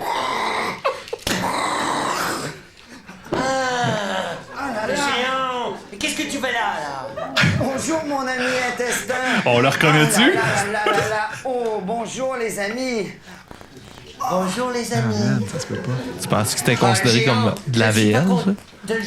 Le géant, C'est plus du studio, mais c'est bon. Le géant, je suis pas C'est un content intestin que tu joues grêle, à la c'est quoi bataille ça? comme ça. C'est un jeu qui est vraiment violent. J'aime pas ça que tu joues comme à la guerre. Il faut pas aussi écraser des araignées comme ça parce que ça donne comme mal au cœur. Et tu pourrais peut-être faire même mal peut-être aux petits amis, leur faire peur.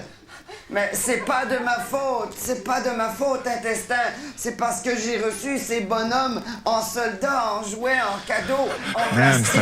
Je pensais que c'était Hey, ça, on dirait que c'est le genre de vidéo Il y a qui un se gros ramasse clash entre les deux, hein? On dirait que je vous imagine les deux, tu sais, comme avoir après une soirée alcoolisée ou avec de la consommation, Ok, fait- écouter ça jusqu'à 3h du matin. Là. Fait que là, tu sais, je regarde le travail que tu fais, je regarde le travail que M. Blanchet et Jodoin ont fait dans ces années. Pour vrai, c'est deux niches un peu différentes, on s'entend. oui, là. oui. Comment tu. C'est quoi ta. À frette, là? À chaud? À chaud, à chaud, à chaud, Cornette. comment. Juste ta face, man. Je suis Mais, comme, OK. On est complètement ailleurs, mais je me dis, mettons, t'as grandi en écoutant ça. Ouais.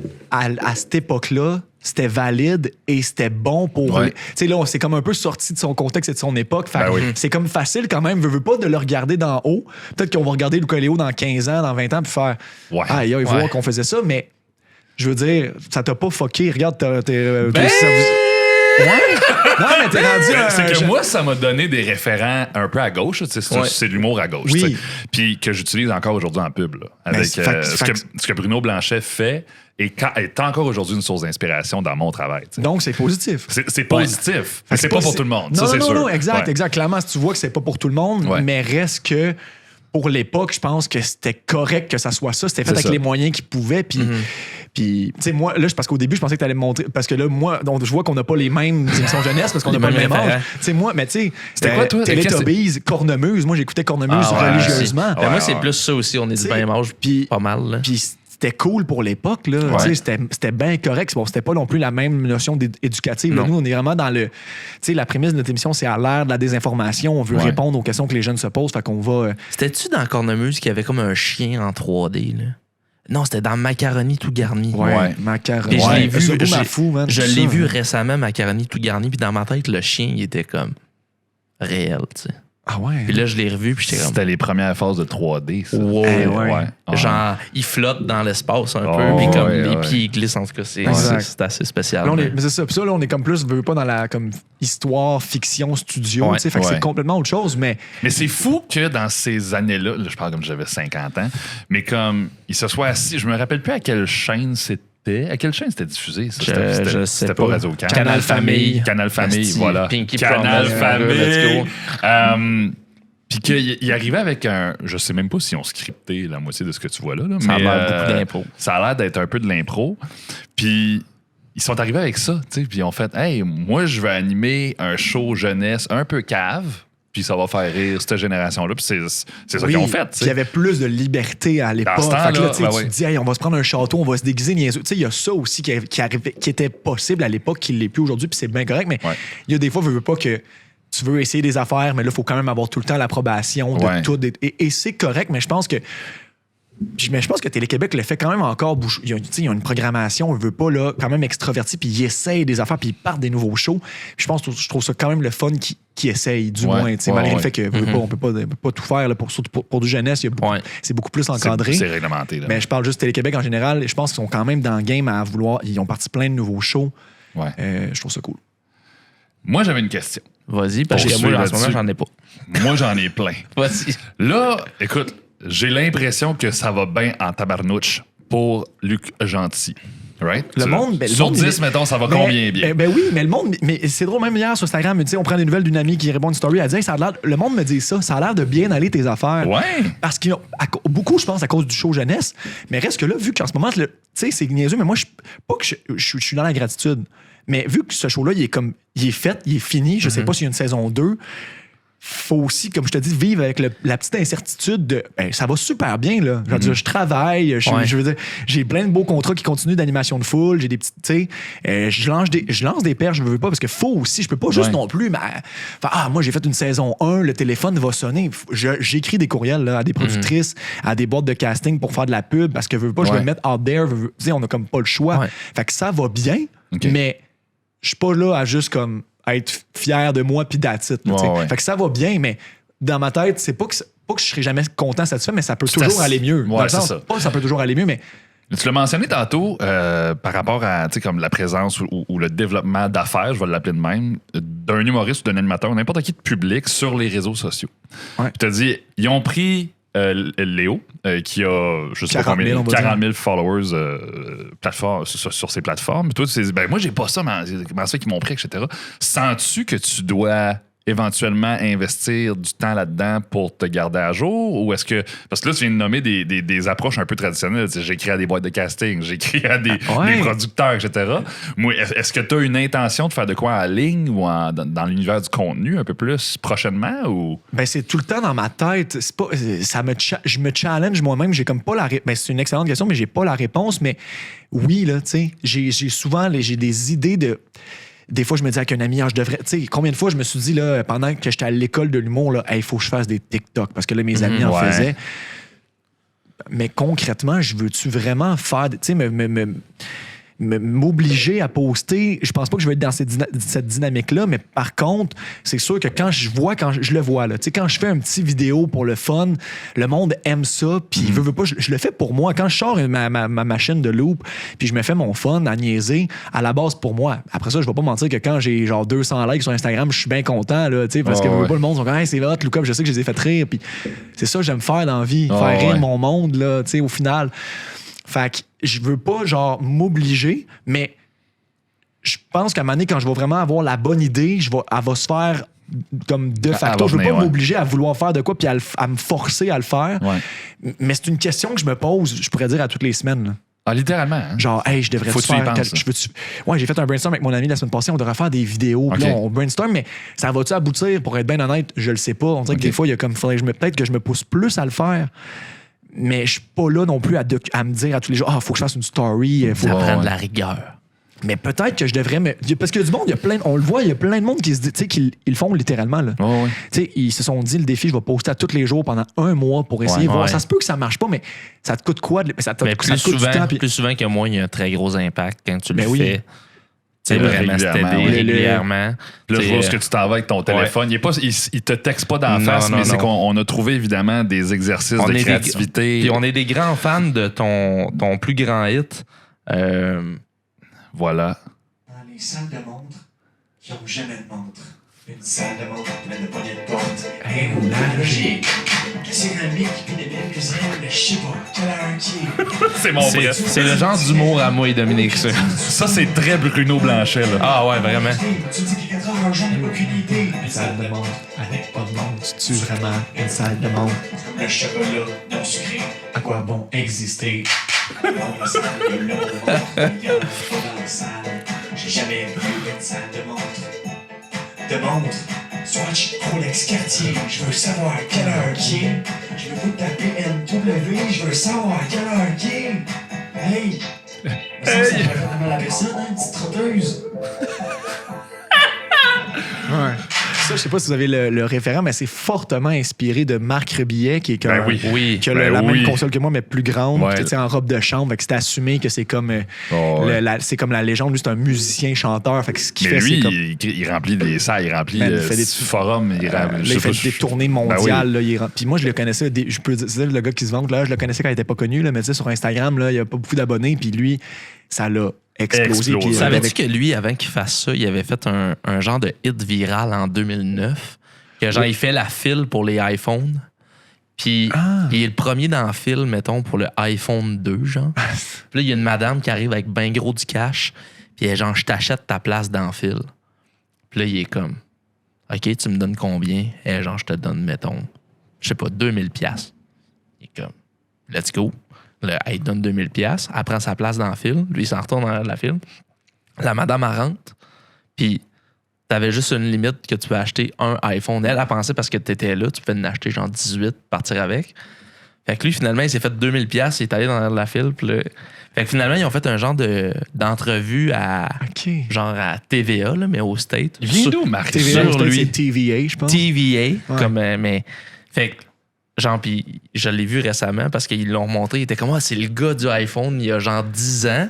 Mais c'est vrai que Marc Rebillet, c'est une très bonne inspiration. Puis genre. Puis. Moi, te donner un conseil. T'es un gars qui donne des conseils. Tu donnes des conseils, toi. Moi, je prends des notes. Je suis coach de vie, moi, savais-tu? Okay. J'ai hâte d'entendre ton conseil. Non, mais c'est vraiment pas un conseil. C'est sûr, c'est un gag. C'est vraiment, non, c'est même pas un gag. C'est un vrai conseil. OK, vas-y. C'est pas un gag. Hey, les gars, fonce. Je m'en vais. Fonce. Non, mais je pense sincèrement que, genre, je t'encourage, puis on l'a fait hier. C'est pas un conseil, c'est un encouragement. C'est un encouragement, mais on l'a fait hier avec Gaétan Amouric avec un projet qui voudrait peut-être lancer. Fais-les, man.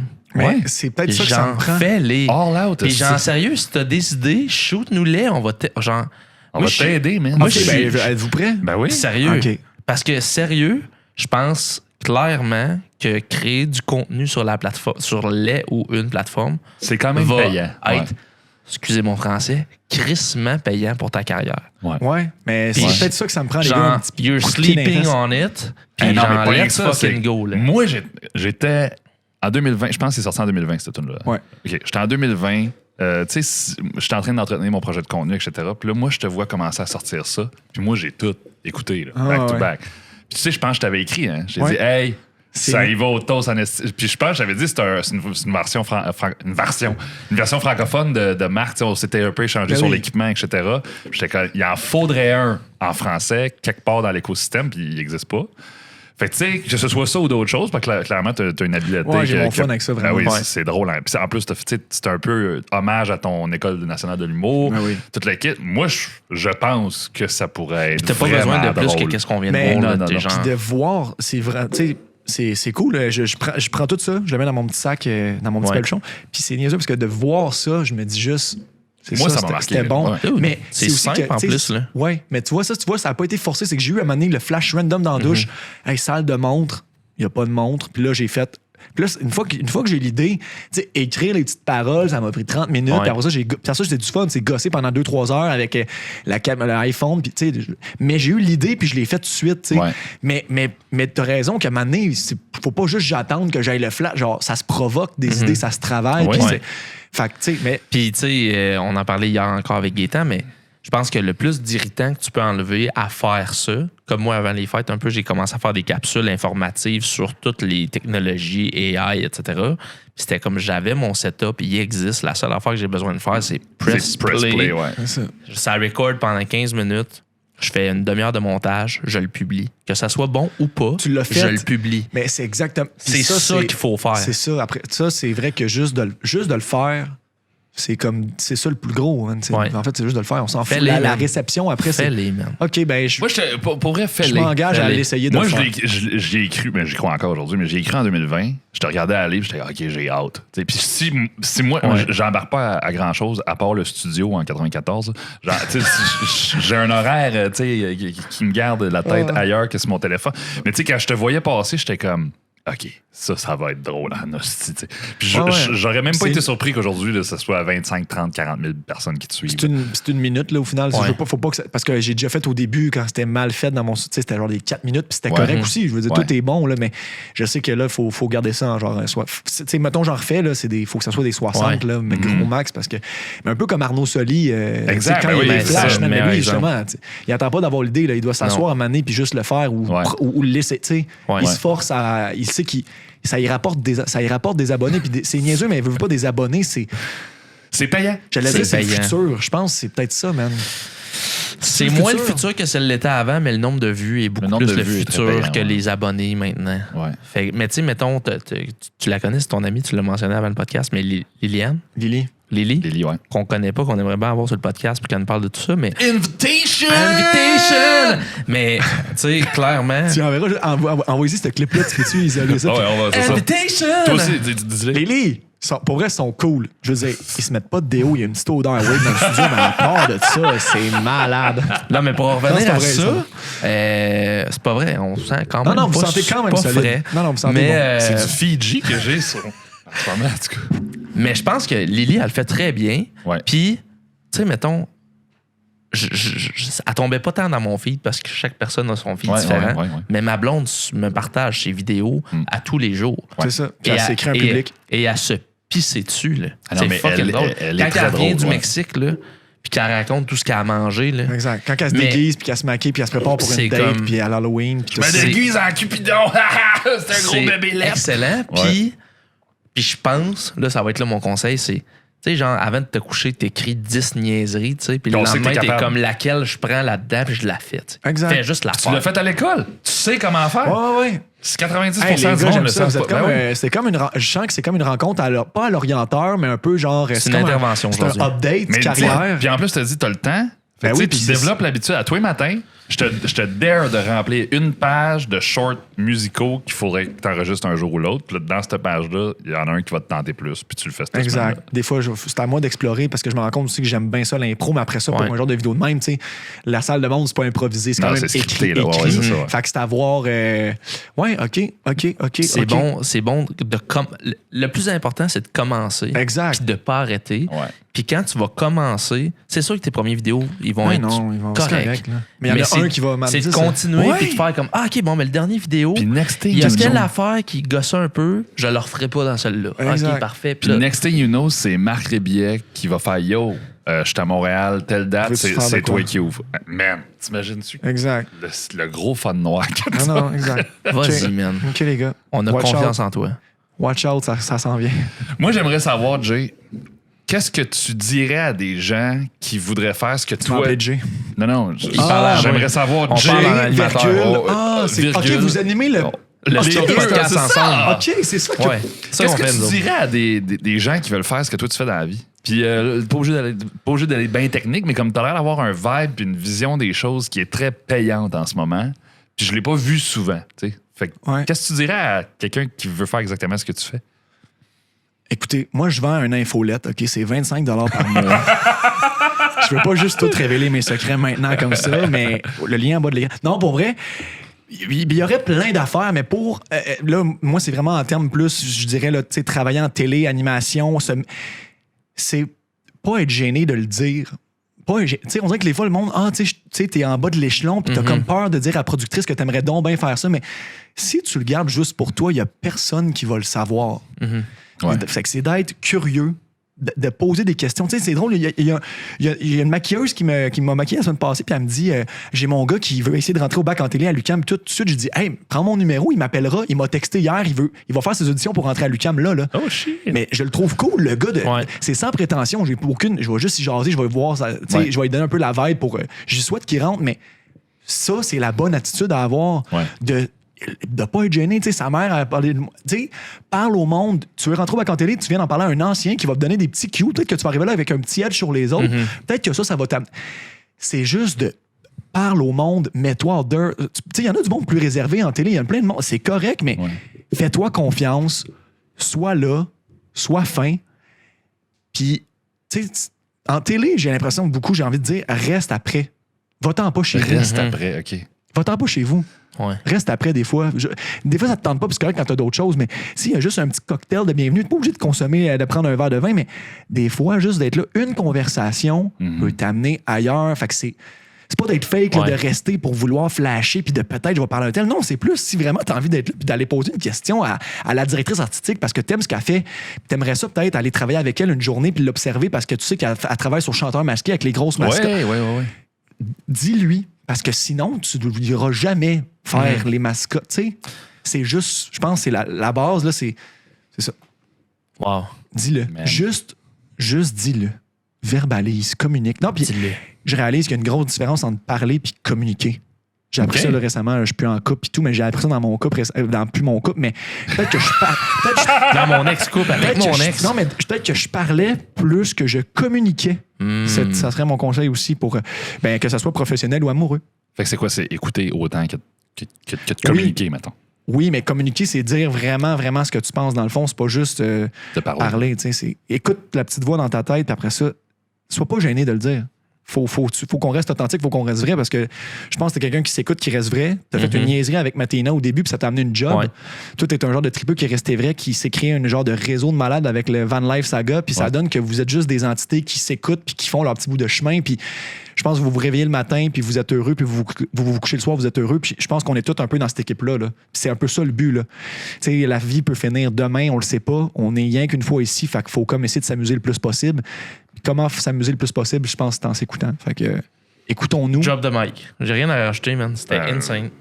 C'est quoi, mettons, t'aimes manger le plus, le déjeuner, là? C'est quoi ton déjeuner? Toi, c'est quoi? Je veux savoir vos trucs. Man, en ce moment, des toasts aux avocats avec du bacon dessus. Ah ouais? Hey, man, des crêpes. Crêpes plaines, là. Moi, j'étais un fan des crêpes plaines. Avec juste un peu de sirop dessus, that's it. Toast aux avocats, bacon, crêpes plaines. Alright. En direct de Montréal! Luc Gentil, baby! Luc Gentil. Yo, Dom Fauché, il aime ça des toasts à l'avocado.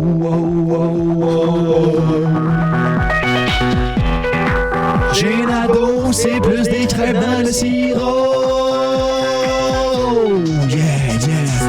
Moi j'aime ça des toasts au beurre de peanut avec du jelly, ham. To mon breakfast, dance with me all night long and tomorrow morning I'll make you some breakfast. Si tu danses avec moi, demain je te fais à déjeuner. Oh yeah, je t'amène bruncher. Oh allô mon coco, si tu veux, je t'offre tout ce que tu veux sur le menu. Baby yes, la crème anglaise avec du parmesan et des petits cocos. Non, c'est pas des cocos, finalement c'est genre du jello, c'était pas clair. C'est comme un jaune d'œuf en jello dans un genre de gélatine. Et tu vas voir, c'est la nouvelle affaire. Oh yeah, tout le monde une dernière fois ensemble au breakfast. Dance with me, yeah, dance with me. And tomorrow morning I'll make you some breakfast. Yes! Hey, là, j'ai quelque chose à dire, mais comme ça me fait borderline penser à Jean Leloup par bout, ce que tu fais. Ah, c'est fin. C'était-tu bon, l'audio? On dirait que ça grichait un peu. C'est parfait. Ça va être parfait. Ça va être parfait. On va le pogner, on va le compresser de même. Amen. On est parti. Il repart. OK, let's go. Luc Gentil, baby.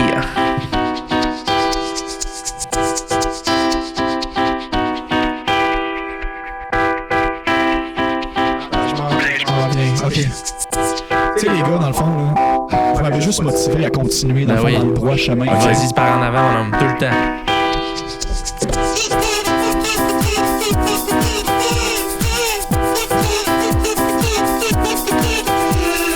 J'ai un ado, c'est un coach de vie. Il m'a dit, faut que tu fonces avec le droit devant. T'es capable, faut juste que tu te réveilles le matin pis t'ailles te brosser les dents. Oh yeah!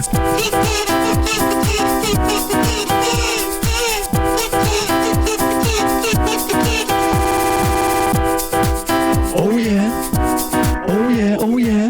OK, c'est un genre de... Luc Gentil! Vous êtes complètement réseaux sociaux. Ah ouais! Le Stalk Podcast est sur le web. Tu peux t'abonner, ça serait bien gentil. Puis si tu veux pas, abonne-toi quand même, ça va leur donner de la visibilité. Hey, hey, come on, like for like, share for share, come on. C'est ça le concept. Yo, sont heureux d'être contents. En plus, des fois, sont pertinents. Let's go! Let's go! Yeah! En plus, des fois, ils sont pertinents. Yeah! Mais wow. ça, c'est une belle applaudissement. Ça, c'est pas un slow clap. Ça, c'est pas un slow clap, c'était insane. Sérieux, Luc Gentil. Merci d'être venu, Lucas. On a Gentil. mis quelqu'un au monde. monde. On devrait peut-être s'écouter. Ça, c'est... On a-tu les droits d'auteur pour ça ou ça va? Non, comme ça. C'était à Capella, man. Ouais. Hey, non, pour vrai, merci de passer. Gros, merci. On se fait un high five. J'aimerais ça se faire un petit high five final, genre on essaie-tu? Hey, merci beaucoup de m'avoir reçu, les gars. Ça fait plaisir. Merci d'avoir accepté. Yes! Ça, Hey, merci la gang. À la prochaine. Luc Gentil, allez le follow sur les réseaux sociaux. Insta. Tous ceux qui Insta. écoutent, on a eu la chance de travailler avec Luc Gentil sur l'Orchestre Camp. Il y a des collègues qui ont la chance de travailler avec en ce moment. C'est une valeur sûre pour n'importe quoi qui a rapport à l'animation, l'humour, le fun en général sur les plateaux. Lâchez-vous lousse. Luc Gentil, baby. Gentil. Lucas Lemay, merci. À la prochaine. Slow clap.